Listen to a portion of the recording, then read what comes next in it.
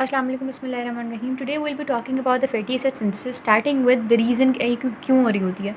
तो fatty acid synthesis जो है वो तब हो रही होती है जब हमने कार्ब इंटेक बहुत ज़्यादा कर लिया और अब हम चाह रहे हैं कि फैट्स बना के कुछ चीज़ें जो हैं वो स्टोर कर दें।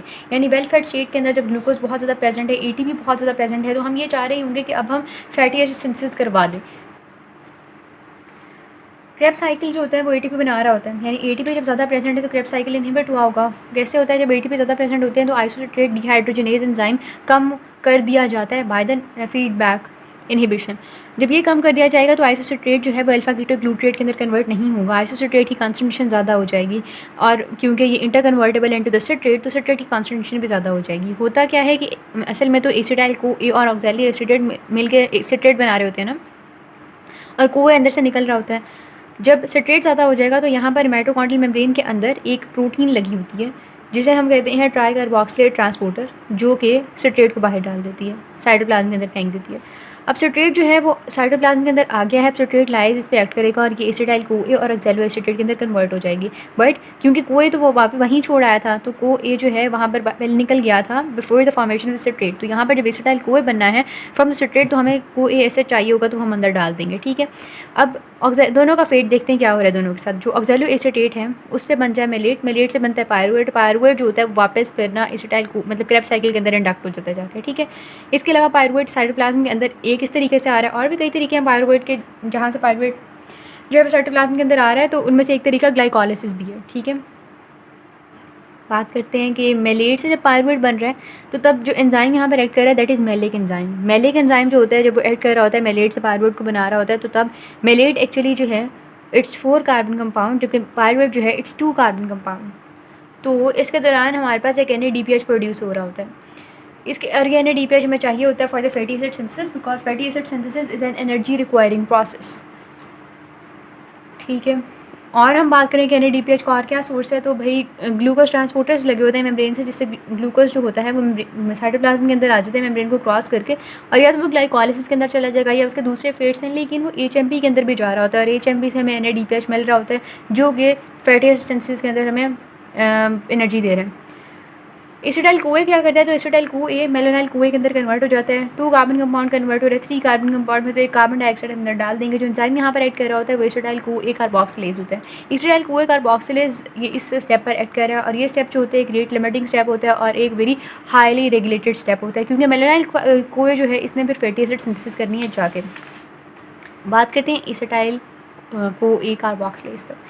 एसिटाइल कोए कार्बोक्सिलेज को कुछ चीज़ें मोटिवेट और कुछ डीमोटिवेट कर रही होती है। मोटिवेट वो चीज़ें करती हैं which are fatty acid synthesis lower and the vice versa. जो चीज़ें इसको एसिटाइल कोए कार्बोक्सिलेज को इफेक्ट करेंगे, they could effect it either allosterically या हार्मोनली। ठीक है, तो ये एलोस्टेरिक रेगुलेटर्स आ जाते हैं, और ये सारे जो होते हैं ये हार्मोनल रेगुलेटर्स हैं। सिट्रेट ज़्यादा होगा तो वो कहेगा कि फैटी एसिड सिंथेसिस करवाओ, एटीपी बहुत पड़ी हुई है। इंसुलिन ज़्यादा होगा बताएगा कि ग्लूकोज बहुत पड़ी हुई है, फैटी एसिड सिंथेसिस करवा दो। लेकिन जब लॉन्ग चेन फैटी एसिड ज़्यादा होंगे तो वो कहेंगे हम बहुत पड़े हुए हैं, फैटी एसिड सिंथेसिस को कम कर दो। ग्लूकागॉन कहेगा ग्लूकोज गया हुआ है, ग्लूकोज इज़ गॉन, तो इतना ग्लूकोज नहीं है, सिंथेसिस रहने दो। कॉर्टिसोल, एपिनेफ्रिन, नॉरएपिनेफ्रिन वैसे ही ब्रेक डाउन प्रेस पसंद है, वो सिंथेसिस को पसंद नहीं करते, तो वो कहेंगे फैटी एसिड सिंथेसिस रोक दो।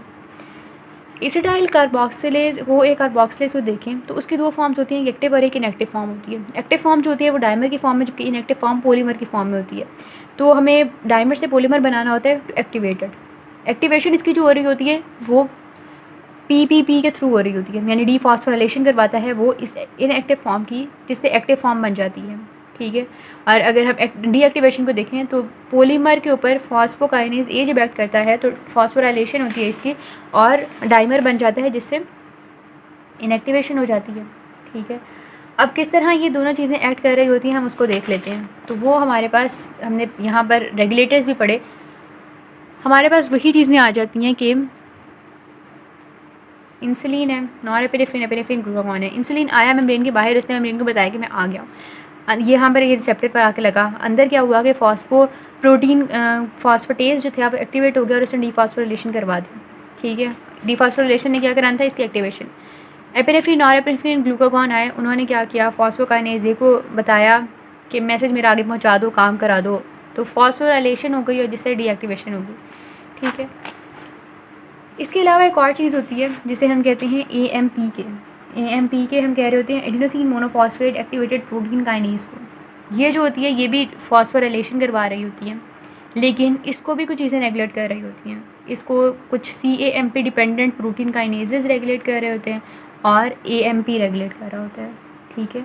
यानी ये हो गई इसकी एक्टिवेशन हो रही होती है बेसिकली इन दोनों के थ्रू। इससे हो जाएगी फॉस्फोकाइनेज से हो जाएगी, सॉरी प्रोटीन काइनेज से हो जाएगी एलोस्टेरिक एक्टिवेशन, और जो AMP है उससे हो जाएगी कोवलेंट एक्टिवेशन, ठीक है।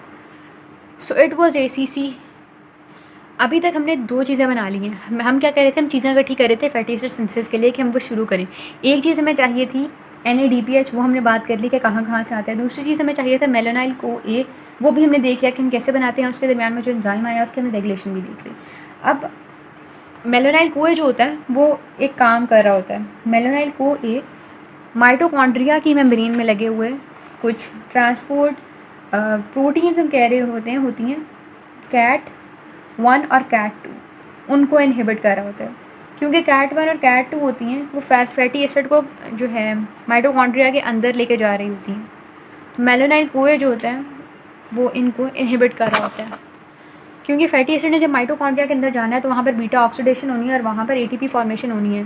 और फैटी एसिड सिंथेसिस कब हो रही होती है, मेलानाइल CoA कब बन रहा होता है, जबकि ATP काफ़ी पड़ी हुई है। तो मेलानाइल CoA जो है वो इनहिबिट करेगा, नेगेटिवली एक्ट करेगा for the CAT1 and CAT2 के ना लेकर जाओ फैटी एसिड को अंदर। उन्होंने क्या करना होता है, इन फैटी एसिड को अंदर लेके जाना होता है for the beta oxidation and for the ATP formation, right. Move करते हैं तीसरी चीज़ पर जो हमें चाहिए होती है in the fatty acid synthesis, that is FAS1। FAS1 क्या है भाई, फैटी एसिड सिंथेस चाहिए होता है। फैटी एसिड सिंथेस एक बहुत मज़े की चीज़ है। अगर हम देखें तो ये है हमारे पास फैटी एसिड सिंथेस, ठीक है। फैटी एसिड सिंथेस जो होती है इस तरह एक लंबी सी चेन होती है। इसके पास कुछ 6 एंजाइम डोमेन्स और ACP प्रेजेंट होता है, यानी 7 एंजाइम डोमेन्स प्रेजेंट होती हैं। और ये जो होता है एक होमोडाइमर की फॉर्म में प्रेजेंट होता है, इस तरह करके कि दोनों सेम ही चीज़ें जो हैं वो मिलकर डाइमर बना रही हैं, ठीक है। दिस एंजाइम, ठीक है। क्या होता है कि इसके डिफरेंट सब यूनिट्स होते हैं। हमने पहले पढ़ा कि इसके डिफरेंट जो हैं डोमेन्स हैं, लेकिन डोमेन्स के बाद इसके यूनिट्स बने होते हैं। जैसे ये जो पहली 3 डोमेन्स हैं ये मिलकर कंडेंसिंग यूनिट बना रही होती हैं, जिसका जिक्र बुक में भी किया हुआ है। और फिर उसके बाद कुछ डोमेन्स होती हैं 4 जो कि मिलकर रिडक्शन यूनिट बना रही होती हैं। और फिर आखिर में थायस्ट्रेज आ जाता है जो कि रिलीजिंग यूनिट होता है, ठीक है। ये डायग्राम में भी देखें तो ये एक हमारे पास है और ये दूसरा है और ये मिलकर एक डाइमर बना रहे हैं। अच्छा, तो फंक्शनल डिवीजन इसकी इस तरह हुई होती है। मतलब कहने का मतलब मेरा ये है कि एक यूँ प्रेजेंट है, ठीक है, और दूसरा सब यूनिट यहाँ नीचे प्रेजेंट है, लेकिन काम ये किस तरह कर रहे होते हैं डार्क ग्रीन बताएगा, ठीक है। इस तरह काम कर रहे होते हैं ये, ठीक है। यानी light green are the subunits जो कि डाइमर बना रहे हैं मिलके, लेकिन dark green is the functional subunit जो कि काम कर रहे हैं मिलके, ठीक है। बिस्मिल्लाहिर्रहमानिर्रहीम। Coming towards our actual topic fatty acid synthesis.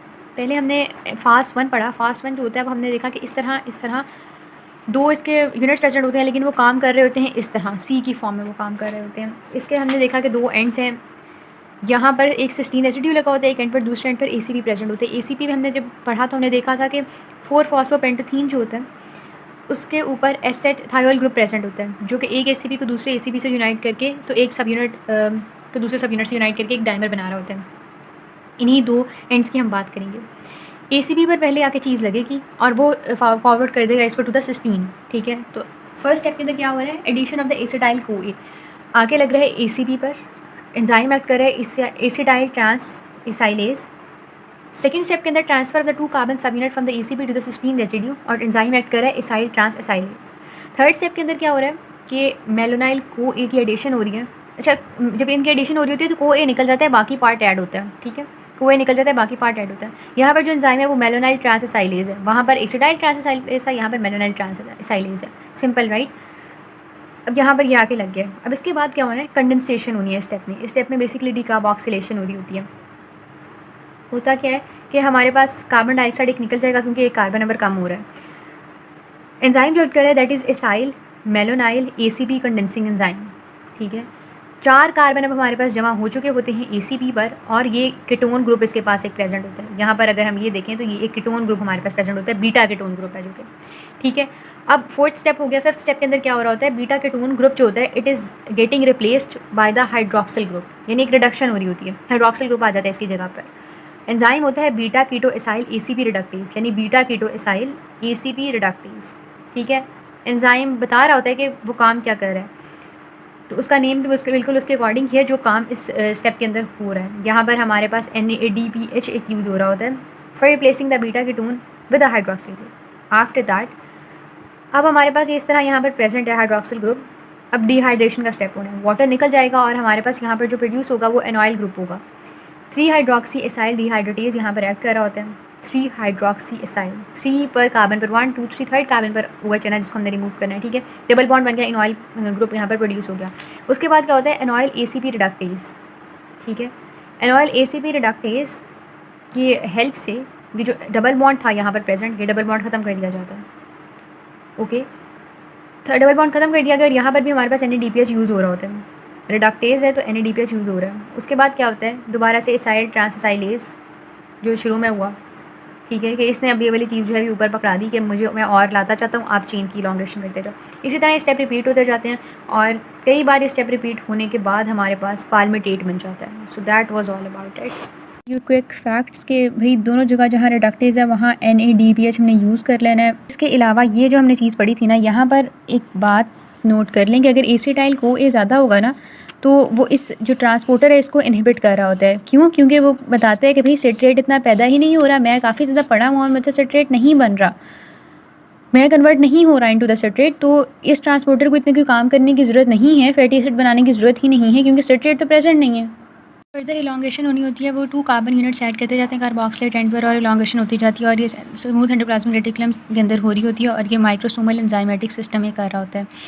इसके अलावा हमारे पास इसके लिए हमें 2 कार्बन डोनर चाहिए होता है और इलेक्ट्रॉन सप्लायर चाहिए होता है। ब्रेन के अंदर तो ब्रेन ने बहुत लंबे चेन फैटी एसिड्स बनाने होते हैं, तो वो उसके पास मतलब 22-24 चेन के फैटी एसिड बनने होते हैं। तो ब्रेन जो होता है उसके पास एक्सेप्शनल एडिशनल इलॉन्गेशन कैपेबिलिटीज़ होती हैं, ठीक है। Very long chain fatty acid found in brain के एग्जाम्पल में स्टीराइल CoA आ जाता है और हम डीसेचुरेशन करा लेंगे चेन की। हर नंबर पर हम डीसेचुरेशन नहीं करा सकते। डीसेचुरेशन करवाने के लिए डीसेचुरेजर्स चाहिए होते हैं जो 9, 6, 5, 4 के हमारे पास प्रेजेंट होते हैं। 10 से ओमेगा तक के इनके अलावा डबल बॉन्ड इंट्रोड्यूस नहीं करवा सकते, जिसकी वजह से ओमेगा 6 और ओमेगा 3 डाइटरी एसेंशियल। इसके लिए हमारे पास एंजाइम होते हैं फैटी एसाइल CoA डीसेचुरेजेस जो ये काम कर रहे होते हैं और ये चीज़ें हमें चाहिए होती हैं। और इसके अंदर हमारे पास क्या हो रहा होता है कि फैटी एसिड और NADH ऑक्सीडाइज हो रहे होते हैं और ऑक्सीजन जो होती है वो रिड्यूस हो रही होती है into the water. Cis double bonds add हो रहे होते हैं सिस फॉर्म में। कुछ बातें इधर से भी देख ली जाएंगी। जो एसाइल CoA होता है वो इनहिबिट कर रहा होता है पायरुवेट डिहाइड्रोजिनेज को। इंसुलिन जो होता है वो रेगुलेट कर रहा होता है लिपोजेनेसिस को दूसरे मैकेनिज्म से other than affecting the ACC, जैसे कि वो सेल के अंदर ग्लूकोज को ज़्यादा ला रहा होता है, जैसे कि वो अवेलेबिलिटी पायरुवेट की इंक्रीज़ कर रहा होता है। सेल के अंदर ग्लूकोज ज़्यादा आएगी, ग्लूकोज एडिपोज टिश्यू की बात हो रही है, तो वहाँ पर ज़्यादा पायरुवेट फॉर्मेशन होगी जिसकी वजह से फैटी एसिड सिंथेसिस भी ज़्यादा होगी और जो नए बने हुए फैटी एसिड है उनकी स्टेरिफिकेशन भी आराम से हो सकती है। इसके अलावा पायरुवेट डिहाइड्रोजिनेज को एक्टिव फॉर्म में कन्वर्ट कर रहा होता है adipose tissue but not in the liver, ठीक है। इंसुलिन जो होता है वो इंट्रासेलुलर CAMP का लेवल कम करके लिपोलाइसिस को इनहिबिट कर सकता है इन द एडिपोज टिश्यू, यानी जो लिपोजेनेसिस है उसको ये रेगुलेट कर रहा होता है इन डिफरेंट वेज। उसके बाद आगे चलें तो हमें पता लगता है कि जो एसाइल CoA कार्बोक्सिलेज है ACC, ये अडेप्टिव एंजाइम है, ठीक है। इसके बाद और आगे चलें तो हम यहाँ पर देखें तो ये उन्होंने बताया हुआ है कि किस तरह डीसेचुरेशन हो रही होती है, ठीक है। डीसेचुरेशन सबसे पहले जो होनी है वो पोजीशन 9 पर हो रही होती है और उसके लिए जो एंजाइम सिस्टम होता है हमारे पास वो डीसेचुरेज होता है, यानी वो 9th पोजीशन पर डीसेचुरेशन करवाना होता है हमारे एंडोप्लाज्मिक रेटिकुलम में हो रही है। कन्वर्ट करा रहा होता है ये पाल्मिटॉइल CoA को या स्टीरॉयल CoA को टू द पाल्मिटॉइल CoA, यानी डबल बॉन्ड ऐड कर दिया उसने, ठीक है। और इसके लिए ऑक्सीजन चाहिए, NADH या NADPH चाहिए और ये जो एंजाइम सिस्टम होता है similar to the cytochrome B5। तो डबल बॉन्ड बन रहे हैं तो उनके दरमियान में हमेशा एक मिथाइलिन ग्रुप होता है, ठीक है। सिवाय बैक्टीरिया के अंदर डेफिशिएंसी अगर हो एसेंशियल अमाइनो एसिड की तो क्या होता है, सबसे पहली तो बात है कि रिप्रोडक्टिव डेफिशिएंसी प्रोड्यूस होने लग जाएगी। थ्रोम्बोक्सिन, प्रोस्टाग्लैंडिन, ल्यूकोट्राइन्स और लिपोक्सिन फॉर्मेशन वगैरह के अंदर हमें फैटी एसिड चाहिए होते हैं, ठीक है। इसके अलावा मेम्ब्रेन की इंटीग्रिटी मेंटेन करने के लिए भी फैटी एसिड चाहिए होते हैं। फैट फॉस्फोलिपिड्स वगैरह भी जो होते हैं वो प्रेजेंट होते हैं हमारे पास मेम्ब्रेन के अंदर। इसके अलावा उन्होंने ये बात बताई हुई यहाँ पर कि डिकोसाहेक्सेनोइक एसिड जो होता है जो कि हाई कंसंट्रेशन प्रेजेंट होते हैं the cortex of the cerebral cortex the retina and the sperm, वो डिस्टर्ब हो जाएगा, ठीक है। इसके अलावा ये जो DHA होता है डिकोसाहेक्सेनोइक एसिड, ये रिप्लेस भी हो जाया करता है, इसे इकोसा ट्रायनोइक एसिड रिप्लेस कर दिया करता है in the essential fatty acid deficiency. और इकोसा ट्रायनोइक एसिड की जो कंसंट्रेशन होती है वो डायग्नोसिस के तौर पर भी एक्ट कर सकती है in the essential fatty acid deficiency. Retinitis pigmentosa के जो पेशेंट्स होते हैं उनके ब्लड के अंदर डोकोसा हेक्सेनोइक एसिड के लेवल्स कम होते हैं। इस फैटी एसिड की बात आ जाती है। ट्रांस फैटी एसिड भी हमारी डाइट का पार्ट होते हैं और हाँ प्रेजेंट होते हैं, लेकिन ट्रांस फैटी एसिड जो होते हैं उनके फिर अपने ड्रॉबैक्स होते हैं, जैसे हाइपर कोलेस्ट्रोलीमिया और एथेरोस्क्लेरोसिस वगैरह ट्रांस फैटी एसिड्स करवा रहे होते हैं।